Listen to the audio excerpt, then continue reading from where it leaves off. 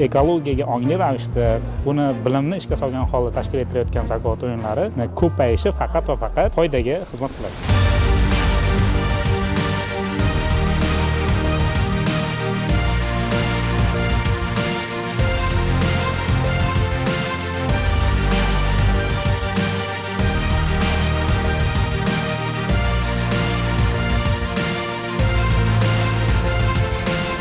O'zbekiston Ekologik partiya tashabbusi bilan Renessans ta'lim universitetida shunaqa juda chiroyli tadbir o'tkazdik. Bunda o'zlarini shu zakovat o'yinlarida bilimlarini ko'rsatib bermoqdadir. Bunda shu ekologik madaniyatini oshirishda, ekologik muammolarni bartaraf etishda bizni yoshlarimiz o'zini hissasini qo'shib kelmoqda.